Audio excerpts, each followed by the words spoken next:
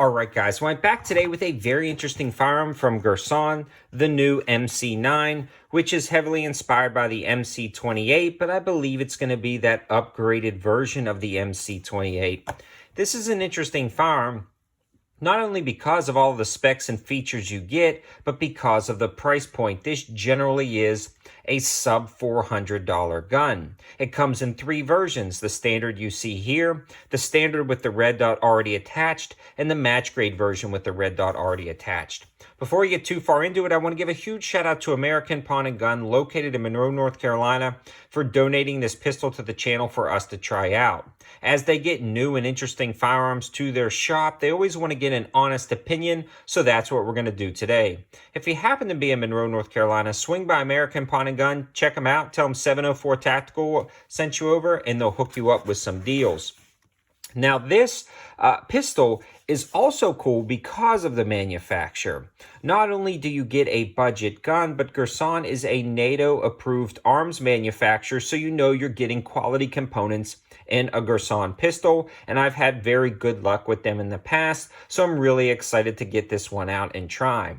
I've already shot it enough to develop a good opinion for this first shots and overview video, so we'll talk about the specs and features and performance down at the range of this handgun. But before we do that, I do want to talk about what comes in the box. Now, this version comes with the handgun in one magazine, and that is a little bit frustrating. You can order more mags on EAA's website. I believe the mags are $40 a piece, which is pretty outrageous in my opinion. But here's the kicker: if you buy two, you can get them for $25 a piece. So two mags for 50 bucks are not bad. We'll talk a little bit more about the mag in the later part of this review. It also comes with 3 back straps and a tool to swap them out. It comes with a medium one installed. I swapped it to the small and it fits my hand really good. The medium also felt nice, so either one should work. I wear size large gloves and mechanics gloves, so that just kind of gives you a rough estimation of how this is going to feel. It also comes with a cleaning brush and a lock and your manual, so that's pretty much it. Let's dig into those specs and features of the entire pistol and how it performed down at the range.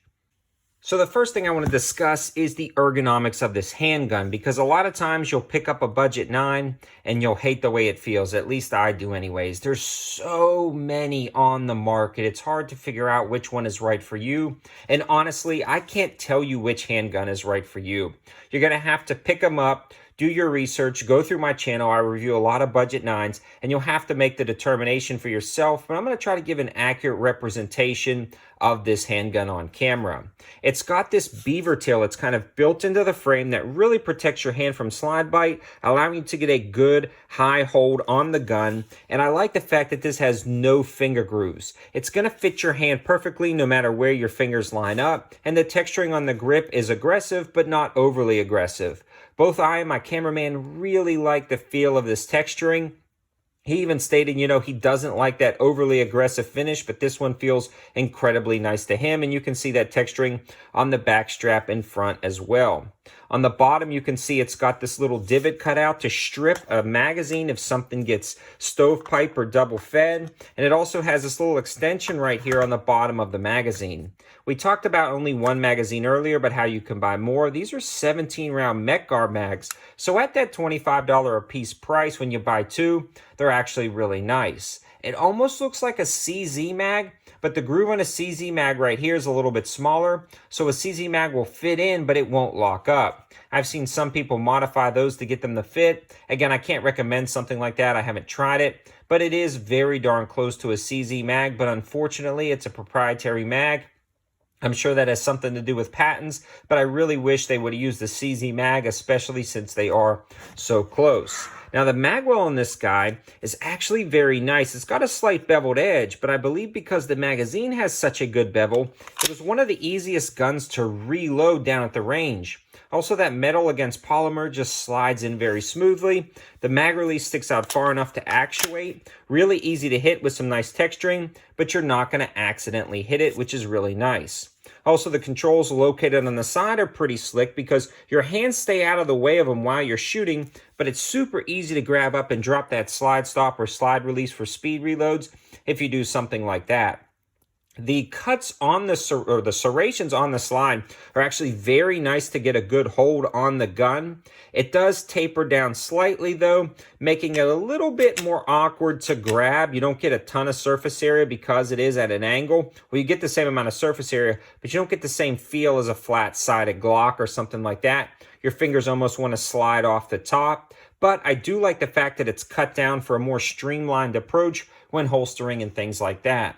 The cocking serrations on the front are really nice, although I would like to see them a little bit further back. When you're grabbing up, you're getting really close to the muzzle to do press checks, and I'd like to see a little bit more of them to the rear, but at least they're there and they do a good job.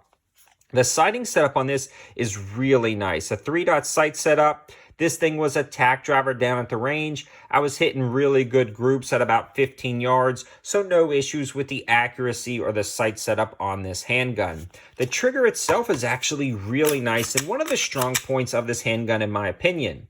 It is a striker-fired handgun, so you do get the striker indicator letting you know it's cocked to the back, and a witness window to let you know if a round is in the chamber. So two nice features right there, kind of safety features in my opinion, that really indicate the condition of the firearm. So you can see the striker is cocked back. It's got that little center trigger part right there, so you can depress that. You'll hit a wall.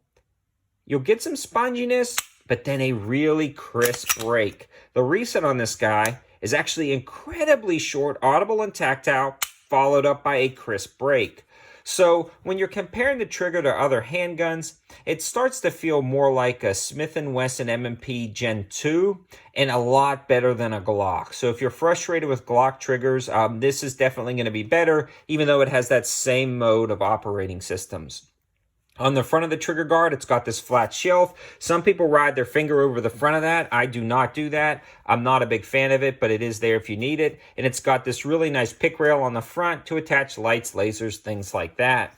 The overall feel and handling of this gun, especially under full power 9mm rounds, is incredibly controllable and well balanced. You can absolutely rattle off shots and transition from target to target. And in fact, the recoil impulse is almost non-existent with some of those lighter, like aluminum cased ammos. It really does feed great.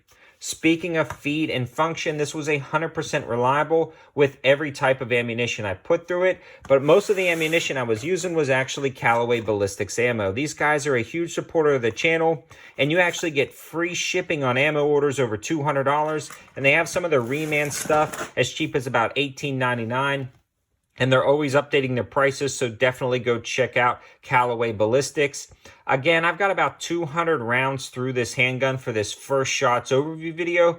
Just enough to get a good feel for it and understand its basic reliability. And it has been great, and I've really fallen in love with this handgun, surprisingly. A lot of times when these new budget 9s come out, they can be hit or miss, but I really think Girsan is onto something with this handgun, and I'm a big fan of the MC9. Again, is it right for you? Should you buy it? Well, that's up to you. I can't tell you what to do, but I do feel like this is a great option for me, with a biggest downfall that it only comes with one magazine. If it would come with 2 mags or 3 mags, this would be on the top of the budget 9 list. But when you start adding in mags to the price of this handgun, I feel like they should have added an extra one in the box to make it a little bit easier to swallow, so you don't have to deal with the frustration of buying extras. But other than that, it's a solid, reliable handgun that's incredibly ergonomic, well-balanced and accurate, and reliable. I hope you guys liked the video. And again, a huge shout out to American Pawn and Gun, located in Monroe, North Carolina, again, for sending this pistol out to the channel for the test and evaluation. Thanks for watching. Have a good one.